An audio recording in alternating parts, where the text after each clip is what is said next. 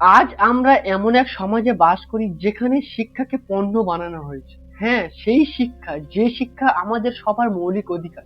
But আজ সেই শিক্ষাকে বাজারের সবচেয়ে লাভবান ক্ষেত্র হিসাবে পরিণত করা হয়েছে।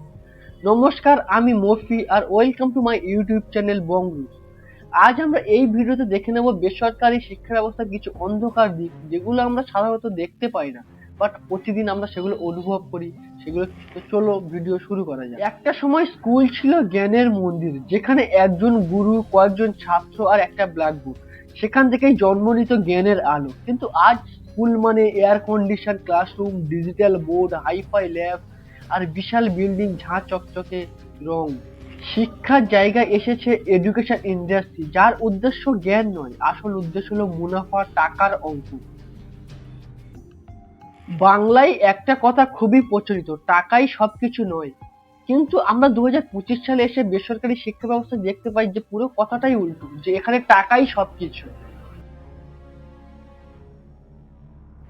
কিছু কিছু অভিভাবকদের বক্তব্য, তাদের ছেলে কিংবা মেয়েদের স্কুলের অ্যাডমিশন ফি দিতে হয়েছে 1 লাখ টাকা। এছাড়াও রয়েছে কোচিং ফি মাসে 6,000 টাকা। এছাড়া রয়েছে এক্সট্রা ফি, যেমন রয়েছে ল্যাব ফি, এছাড়া উন্নয়ন ফান্ড। এগুলো এত কিছু ফান্ড এর সঙ্গে অ্যাড করা রয়েছে। এটা শুধুমাত্র কলকাতার চিত্র নয়, সারা দেশ জুড়ে একই গল্প। একটি ভালো স্কুলে পড়ানো মানেই একটা অর্থনৈতিক বোঝা। শিক্ষা এখন এমন এক পণ্য যেটি কেবল ধনী ব্যক্তিদের সন্তানদের নাগালের মধ্যে, মধ্যবিত্তদের জন্য নয়। বেসরকারি স্কুলগুলোর মার্কেটিং করার একটাই ভাষা, যে আমাদের স্কুলে পড়াশোনা করলেই, আমাদের স্কুলে অ্যাডমিশন নিলে আপনার সন্তান কিংবা আমার ছেলে কিংবা আপনার মেয়ে সফল হবেই হবে। বাট সফলের সংজ্ঞা কি শুধু এটাই? A+ গ্রেড, ভালো ইংলিশে কথা বলা, এছাড়া সোশ্যাল মিডিয়ায় গ্ল্যামারাস ছবি?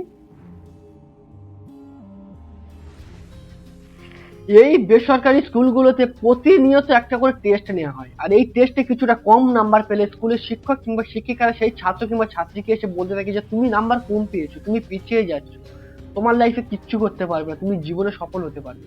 এর ফলে ছাত্র কিংবা ছাত্রী তার নিজের মনের আত্মবিশ্বাস কমে যাচ্ছে, তাদের মনে হতাশার সৃষ্টি হচ্ছে, এবং এর ফলে তাদের চাপ এবং তাদের মনে উদ্বেগ বাড়ছে। এই বেসরকারি শিক্ষা ব্যবস্থা দিনের পর দিন হয়ে উঠছে একটা রেস, যার ফলে শিশুরা হারাচ্ছে তাদের শৈশব এবং তাদের মনের আত্মবিশ্বাস, এবং তাদের কিছু করার ইচ্ছে, তাদের সাফল্য হওয়ার ইচ্ছে, তাদের নিজস্ব কিছু ওন ক্রিয়েটিভিটি, সেগুলোকে তারা ধীরে ধীরে হারিয়ে ফেলছে। একটা সময় শিক্ষক ছিল সমাজের পথ প্রদর্শক, বাট আজ এই বেসরকারি শিক্ষা ব্যবস্থায়, বেসরকারি শিক্ষা প্রতিষ্ঠানের শিক্ষক শুধুই একজন কর্মচারী। প্রতি মাসে শিক্ষক শিক্ষিকাদের প্রায় 10 থেকে 15 হাজার টাকা বেতন দেওয়া হয়, বাট এই যে স্কুল ম্যানেজমেন্ট, অর্থাৎ এই বেসরকারি শিক্ষা প্রতিষ্ঠানগুলো ছাত্রছাত্রীদের অভিভাবকের কাছ থেকে কয়েক কোটি টাকা ফিস তোলে। আর যদি কোনো শিক্ষক এই অন্যায়ের বিরুদ্ধে কথা বলার চেষ্টা করে, তাহলে স্কুল ম্যানেজমেন্ট তাকে বলে যে তোমাকে চাকরি থেকে বের করে দেওয়া হবে। এই সিস্টেমে শিক্ষক হারিয়ে ফেলেছে তার সম্মান এবং স্বাধীনতা। শিক্ষক যদি ভয় পেয়ে, ভয় নিয়ে পড়ান, তাহলে ছাত্র শেখে কিভাবে ভয় পেতে হয়, প্রশ্ন না করে চুপচাপ অন্যায়কে চুপচাপ মুখ বুজে সহ্য করতে হয়। অ্যাকচুয়ালি বেসরকারি স্কুলের ভিতরে ঢুকলেই বোঝা যায় সমাজের ভিতরে বিভাজন কতটা গভীর। দামি গাড়িতে আসা ছাত্র আর সাইকেলে কিংবা হেঁটে আসা ছাত্রের পার্থক্য সেই সময় খুবই খারাপ ভাবে চোখে পড়ে। কি কেউ কেউ আবার বলতে, তুই এই জুতোটা কেন পরেছিস, আমি ব্র্যান্ডের ছাড়া পরিই না।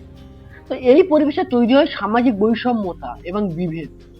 শিক্ষা যা সমাজকে এক করার চেষ্টা করে, কিন্তু আজ এই বেসরকারি শিক্ষা ব্যবস্থা সেটা ভাগ করছে ধনী আর দরিদ্রের মধ্যে, হায়ার ক্লাস আর লোয়ার ক্লাসের মাঝখানে। স্কুল শেষ, বাট পড়াশোনা শেষ নয়, প্যাকেজ শেষ নয়। স্কুল শেষ হলে এবার শুরু হয় কোচিং সেন্টারের খেলা। অনেক বেসরকারি স্কুল এখন নিজেরাই কোচিং সেন্টার প্রোগ্রাম চালায়, আলাদা ফি দিয়ে। তাদের কথা মতো স্কুলে পড়ার পরেও ভালো কোচিং সেন্টারে না পড়লে পরীক্ষায় ভালো রেজাল্ট আসবে না। এভাবেই শিক্ষাকে টুকরো টুকরো করে প্যাকেজে বিক্রি করা হচ্ছে। এটা যেমন বেসিক প্যাকেজ, অ্যাডভান্স প্যাকেজ কিংবা ব্রাঙ্কার প্যাকেজ। আপনি নিশ্চয়ই দেখেছেন বড় বড় বেসরকারি স্কুলের বিজ্ঞাপন, যে আমাদের ছাত্র আইআইটি পেয়েছে, আমাদের ছাত্রে এখানে টপারদের ভিড়। কিন্তু যারা পিছিয়ে পড়লো, তাদের গল্প কোথায়? এইভাবে তৈরি হচ্ছে একপাক্ষিক সফলতার সংস্কৃতি, যেখানে ব্যর্থতার কোনো জায়গা নেই, কোনো ঠাঁই নেই। আর শিক্ষা ধীরে ধীরে হারাচ্ছে তার মানবিক দিক। বেসরকারি স্কুলগুলোর এমন ভাবে উত্থান হয়েছে যেন সরকারি স্কুলগুলোর অস্তিত্ব কোনোদিনই ছিল না। এখন তারা পিছনের সারিতে, আর কিছুদিনের মধ্যে তারা ধীরে ধীরে আমাদের সবার মন থেকে বিলীন হয়ে যাবে। বাট সেই সরকারি স্কুলগুলোতে আমাদের কত স্মৃতি জড়িয়ে আছে। সরকারি স্কুলে বিনামূল্যে শিক্ষা থাকায় অনেক অভিভাবক অর্থাৎ ছাত্রছাত্রীর বাবা মা বিশ্বাস হারিয়েছে। ফলে বেসরকারি স্কুলগুলো তার সুযোগ নিয়েছে এবং তার বিলাসিতা দেখিয়ে শিক্ষার মানকে, শিক্ষার নাম করে তারা ব্যবসা গড়ে তুলেছে। তার ফলে কি হলো, তার ফলাফল যে শিক্ষা এখন সমাজে এক নতুন বিভেদ সৃষ্টি করেছে, যেখানে ভালো স্কুল মানে দামি স্কুল, ভালো স্ট্যাটাস, হায়ার ক্লাস। বেসরকারি স্কুলের পড়াশোনার চাপ এবং প্রতিযোগিতা তুলনামূলকভাবে শিশুদের মনে গভীরভাবে মারাত্মকভাবে প্রভাব ফেলেছে। সাম্প্রতিক এক জরিপে দেখা গেছে 70% ছাত্রছাত্রী মনে করেন যে অতিরিক্ত চাপ পড়ছে তাদের পড়াশোনার জন্য। আজকাল শিশুরা 10 থেকে 12 বছর বয়সে তাদের শৈশব হারিয়ে তারা হতাশায় এবং উদ্বেগ এমনকি আত্মহত্যারও চিন্তা ভাবনা করছে। কারণ তারা নিজেদের মূল্য বুঝতে শিখেনি, তারা শুধু তুলনা করা, প্রতিযোগিতা শিখেছে। এর ফলে আজ এই শিক্ষা ব্যবস্থায় যেখানে নম্বরই সবকিছু, মানুষ হওয়ার আসল শিক্ষাই হারিয়ে যাচ্ছে। তাহলে কি সব বেসরকারি স্কুলই খারাপ? না, এমনটা কিন্তু নয়।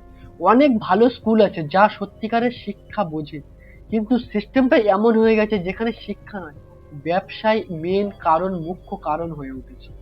আমাদের প্রয়োজন এমন এক শিক্ষা ব্যবস্থা যেখানে টাকা নয়, মেধা এবং মানবিকতার মূল্য থাকবে, যেখানে শিক্ষক হবেন সম্মানের প্রতীক, ছাত্র হবে স্বাধীন চিন্তাভাবনার প্রতিভা, যেখানে ভালো স্কুল হবে মানে শুধুমাত্র ভালো বিল্ডিং নয়, বরং ভালো একটা সুস্বাস্থ্য শিক্ষার জায়গা। শিক্ষা কোনো পণ্য নয়, এটা সমাজ গড়ার ভিত্তি, যা এক প্রজন্ম থেকে অন্য প্রজন্মে আলো পৌঁছে দেওয়ার একমাত্র মাধ্যম। যদি আমরা শিক্ষাকে ব্যবসা বানিয়ে ফেলি তাহলে আমরা এই সমাজ অন্ধকারে ডুবে যাবে। চলুন আমরা বেসরকারি শিক্ষা ব্যবস্থার এই বিভেদের, এই দেওয়াল ভেঙে নতুন শিক্ষা নিয়ে আসি, যেখানে শিক্ষা হবে মুক্তির নাম, শিক্ষা হবে আলো। আমার এই ভিডিওটি কেমন লাগলো অবশ্যই কমেন্ট করে জানাবেন। আর যদি ভিডিওটি ভালো লেগে থাকে তাহলে একটা লাইক করবেন এবং সাবস্ক্রাইব করে আমার পাশে থাকবেন। আবার দেখা হবে পরে এমন একটি ভিডিওতে। আজকের জন্য বাই বাই।